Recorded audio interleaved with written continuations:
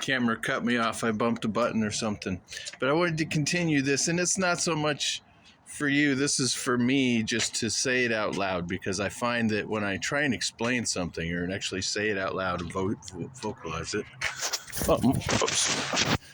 is when I realize if I really understand a topic or not. You know, I got a crack running through my camera lens now. Damn it. But yeah, that's where I realize where the holes are in my understanding, is when I say things out loud. So just to follow this line of thinking, there's this Aryan influence all over the world, and it shows up in the archaeological record. The same time the Aryans arrived, so did agriculture and the domesticated horse and these other things. And so, I mean, there definitely seems to be the evil of the world. You know, the classic sort of description is, you know, the fat cats, the fucking fat white guys, you know, that own everything and control everything, whatever, the masters, you know, and that seems to be some truth to that. The only questions, though, you know, it's interesting. Aryan sounds a lot like alien, very similar there. Where did these Aryans come from that brought all this shit to everybody, right? Anyway, so symbolism is the ancient language, right? Prior to, you know, if you talk to biblical folks, Hebrew is the oldest language, but, you know, Sanskrit is actually predates Hebrew, and of course hieroglyphs before that, and the ruins, the Druidic, and the garden has changed a little since we've been out here. There's still a lot of peppers and tomatoes and stuff growing, but all of our squashes and melons are gone. They've died. So, wow, that's really weird effect. Gosh, I'm all over the place. I'm wasting a lot of time here, but whatever. The symbolism has some commonalities. Like one of the things, like the Star of David, right? Which is also known, you know, the Jewish star, the six-pointed star, is also known as the sigil of Solomon, and the Star of Remphan. It's known as a lot of things because it actually was from all over the world. It's an ancient symbolism. It's an alchemical symbol of the unification of male and female energies, of heaven and earth, of fire and water. There's a lot of symbolism in that, but I'm getting all sidetracked again. The magic seems to be, you know, when Catholics say prayer, they're casting a spell, right? All the little traditions they have, they burn incense and do this, and they, you know, have all this ritual that they do. It's magic. They're practicing magic. While verbally they're saying magic is evil, they're actually practicing magic. So, whoops. Still working on the dog wash here. Putting a hot water heater in it so we can have water on demand at the dog wash. That's going to Arizona. So, you know, I know with all the war and everything going on, you probably want me to talk about Israel and the Jews and the Palestinians, and I'd love to. I want to get on to it, but I'm more into the ancient aspects of it, because this is not a new battle. This is old. Look, there is no such thing as ancient Israel, for one thing. There is an ancient Palestine, and there's an ancient Jerusalem, but not Israel. And who the Jews are is a really big discussion and question. Is it a religion? Is it a geographic peoples, like most nationalities are identified? Forget all that.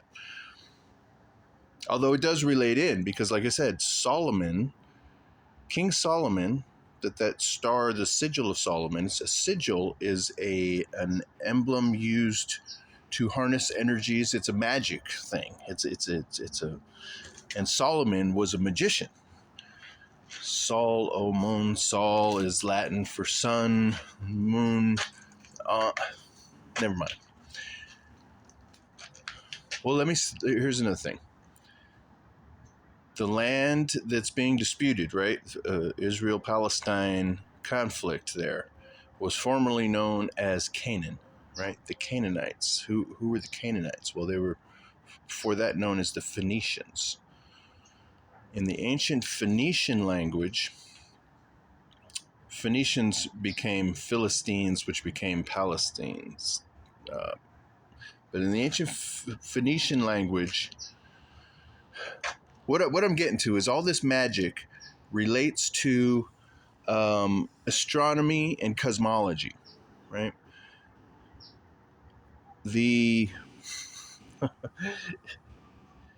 Like I said, when I start verbalizing things is when I realize where the holes in my understanding are. If you can't explain it to a 5-year-old, then you don't fully understand something. But it relates back to cosmology, right? The ancient Phoenician language, the word for Saturn, there's a lot of Saturn worship that goes on as part of this occultic thread through the elites. There's a prominent role of Saturn worship there. I never even heard of the cult of Saturn before I started researching all this, global elite shit. Figured it out. But yeah, it's a common thread through ancient belief systems. Like the Romans.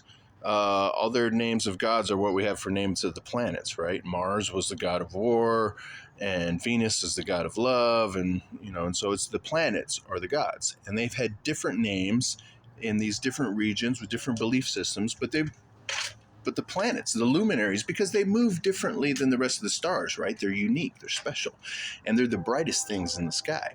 When Saturn and Uranus is usually the brightest thing in the sky, but when Saturn's visible, it's the second. Of course, Venus is incredibly bright. It's the morning star and the evening star. But yeah, these luminaries, these brightest things in the sky, move differently than the majority of the stars, right? And so they've been recognized as gods. They hold special powers. They do things special, right? They're mysterious and unknown and obviously mighty and powerful.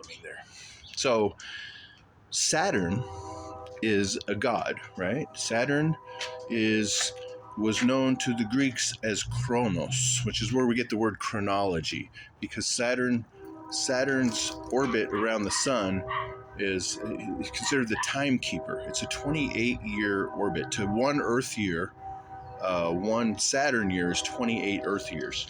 And so we get the word chronology from Kronos, because Kronos, Saturn, it's the timekeeper.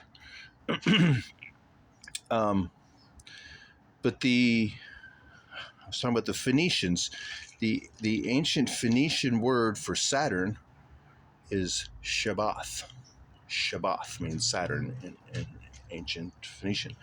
And so that was the god Saturn, right?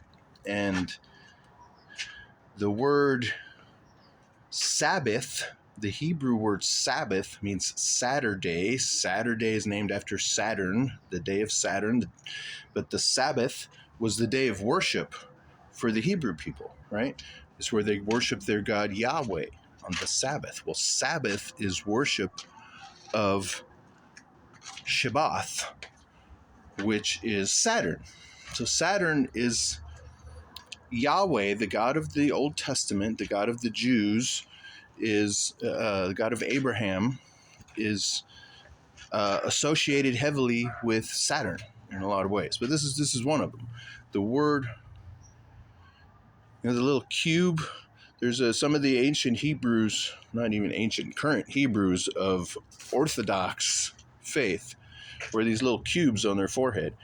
When the cube is a symbol of Saturn. On Saturn's pole, there's a hexagon, which the hexagon is a is a 2D representation of a 3D cube. And so the poles of Saturn, and this has to do with cymatics, which is another video that I did that I didn't post for you on vibrations and frequency. But The Muslims, the Islamic faith, they make a pilgrimage to Mecca, and they walk in circles around this big giant cube, a big black cube, which represents Saturn. And when they get to the center of this thing, after they've walked all around it, done their circles, there's an asteroid that's inside this big black cube, this Mecca. This is what they're worshiping. What they go and they touch this thing, it's an asteroid. It comes from the sky, right? Everything is about cosmology and astronomy. Saturn worship, the cult of Saturn.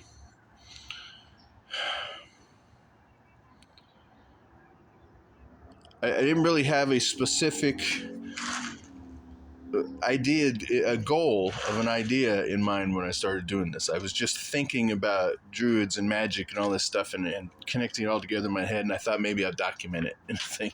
So I'm already at 11 minutes. That's part 2 of this. I may continue this. I know I haven't done a video in a while, but just some stuff to think about. I know I didn't explain anything enough for you to give you any understanding, but if you're interested in the history and evolution of our culture and how we got to where we are today, who runs the world and what their intentions and thought process is, I think this is one of the routes to that, is to look at human history. And our theology has sculpted our governments and our societies and the way we live and evolve. And so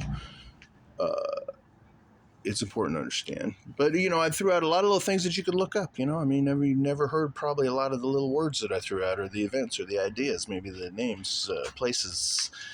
So I know I didn't give any understanding, but maybe just plant some seeds, give you something to look up, and strive for more understanding as I do. I continue to research daily, trying to understand everything, Not enough time in life to understand everything, but we do our best, right? Anybody who claims they do understand everything, full of shit. See ya.